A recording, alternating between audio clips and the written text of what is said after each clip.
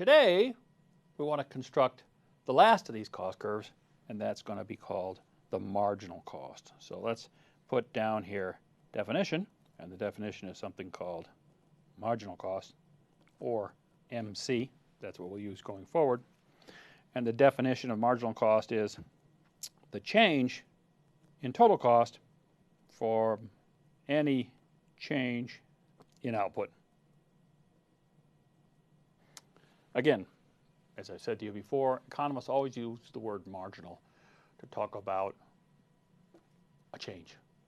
So let's just work out the details here by actually putting the formula down.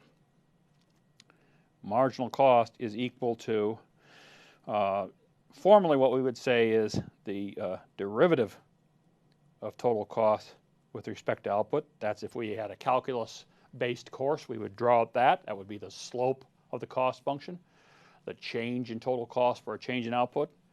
If you don't like those derivative terms, we can just use delta, the change in total cost for the change in output, or we can also just write it out.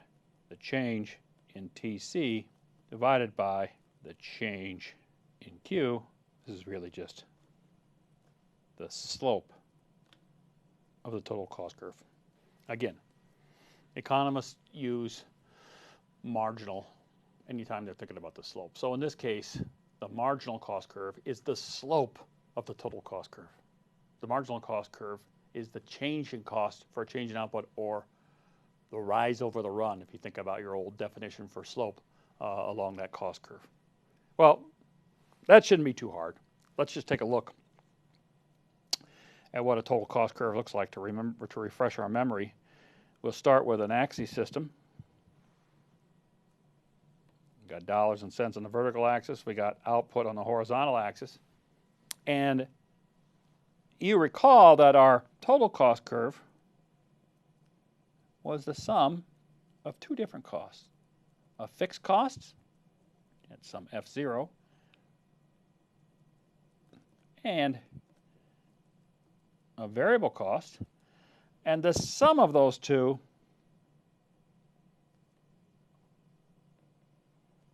was our total cost curve. And now we know the detail we're trying to find here is that I want to know marginal cost, which is equal to the slope of that. Okay, formally you would say the derivative of total cost with respect to output, or we could just say it's equal to, we'll do AKA the slope. Well, and you can see here on this graph that the slope is positive. This curve is everywhere increasing. Again, that intuitively just has to be the case. You can't imagine that the extra cost for producing an extra unit would actually be negative. That would be a great world to be in. If I want to make more jars of mayonnaise, suddenly, my costs go down. That's not going to happen. In order to make more jars of mayonnaise, I've got to actually spend extra money. But this curve tells us how much the extra money is.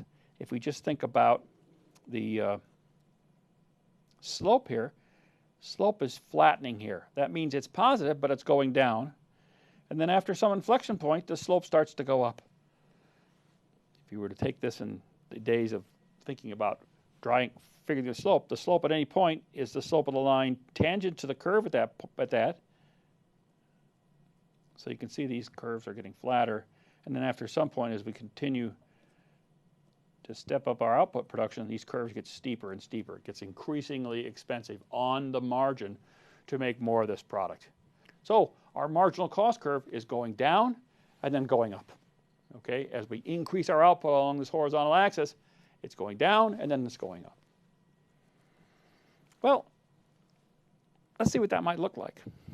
That's just a general representation of the fact that that total cost function had a region where the slope was flattening out, that is, the marginal cost was going down, and then the slope started to scream up and get very expensive to produce that product. That's where this marginal cost is going up. And I've got to figure out where this curve goes. I mean, I know, for example, I had another axis system that we just did in a previous video that showed, lo and behold, that the average cost was also U-shaped. Where does the marginal cost curve fit relative to that U-shaped average cost curve? It's a little bit of a harder problem, but not one we can't find. I want to give you an example. Suppose I told you that on any given semester, you went into a semester with a grade point average of 3.5 on your grade, for your grade point. And as a result of your semester's work, you actually had for that semester a 3.0 for that semester. What would happen to your grade point average? Well, you all know that. Right away you can calculate that. If your grade point average was 3.5, but this particular semester you had 3.0, you're going to pull that grade point average down. On the other hand, if you went into this semester with a 3.5 grade point average and then had a 4-point straight A, what's going to happen to your overall average? It's going to go up. So the key finding here to keep in the back of your head is that any time the average is going down, it must mean the marginal is below it, pulling it down. Anytime the average is going up, it must mean the marginal is above it, pulling it up.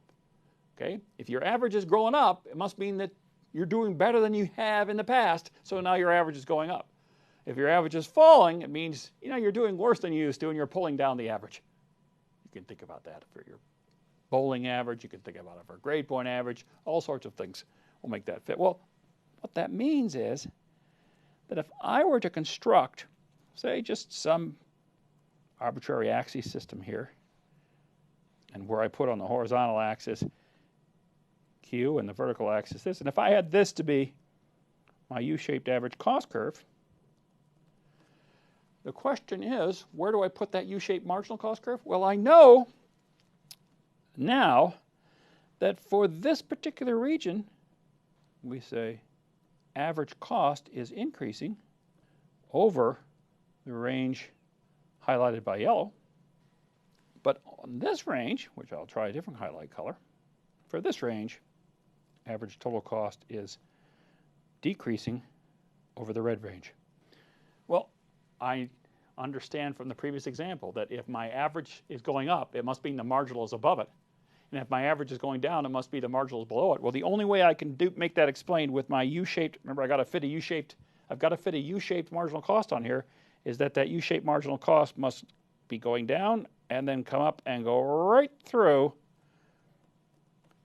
the minimum of that average. At the minimum point,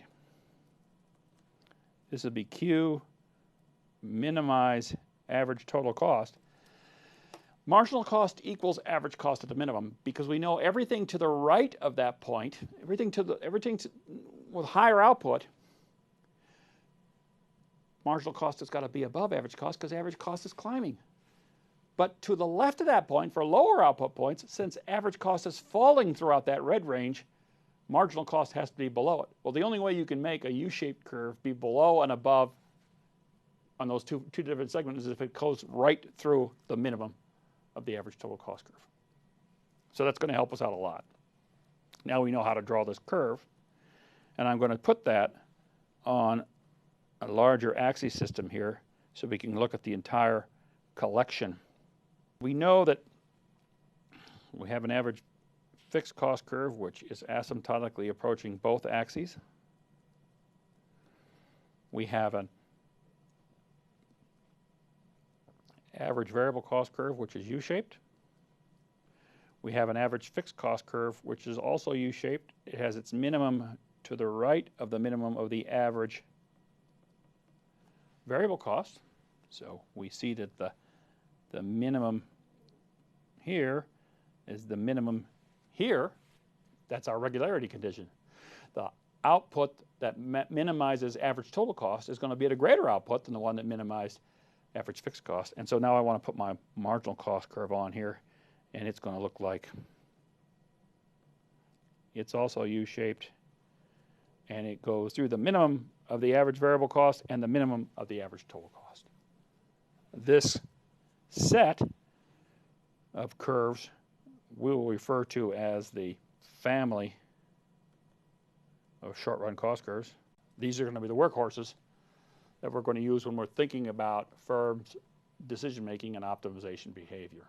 Okay? But I need to talk a bit about this before we go on. Marginal cost hits average total cost and average variable cost at their minimums because of that relationship between marginal and average. Remember, when we went back here, I'll go back a couple slides and remind you, I found the marginal cost by taking the derivative of the total cost. But the marginal cost is also the derivative of the variable cost, right? Because we talked about earlier that the variable cost curve and the total cost curve have the same slopes at any given output. They're just vertically displaced. So I could have also found the marginal cost by taking the derivative of the variable cost. That's why we know that the marginal cost curve and the marginal cost is going to hit the minimum of the average total cost, and it's also going to hit the minimum of the average variable cost curve. But I didn't talk to you about where does the marginal cost curve hit the average fixed cost curve?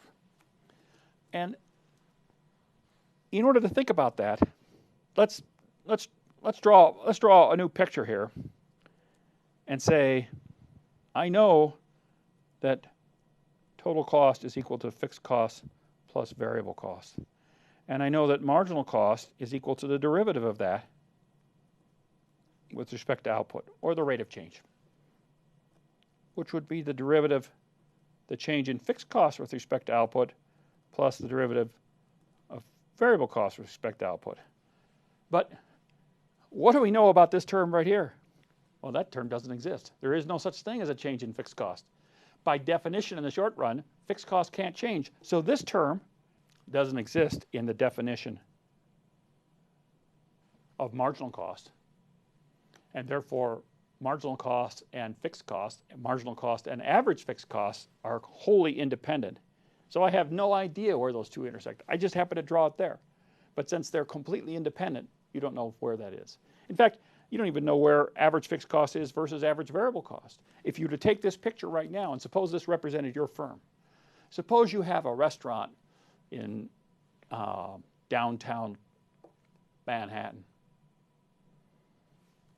These look like your cost curves. And then all of a sudden, the city comes along and says, hey, we have to have a new restaurant tax. It's a once a year fixed fee. Doesn't matter how many people you serve, you're going to have to pay us $10,000 to be able to have a restaurant here in the heart of Manhattan. What that's going to do is it's going to jack up your fixed costs, but not change your variable costs. That means the average fixed cost curve on this will be shifting up. The average variable cost curve won't move. The average total cost will move up because it's the sum of the two. So if your average fixed cost is getting shifted up in, say, some general direction like this, it's going to push up the average total cost, but it's not going to move the average variable cost. And in fact, this curve could push like that. It could have regions above the average variable cost. There's nothing saying that can't happen. Again, variable costs and fixed costs are apples and oranges. Marginal costs and fixed costs are apples and oranges. We don't know how those relate. Average variable cost, total cost, and marginal costs are all completely interrelated.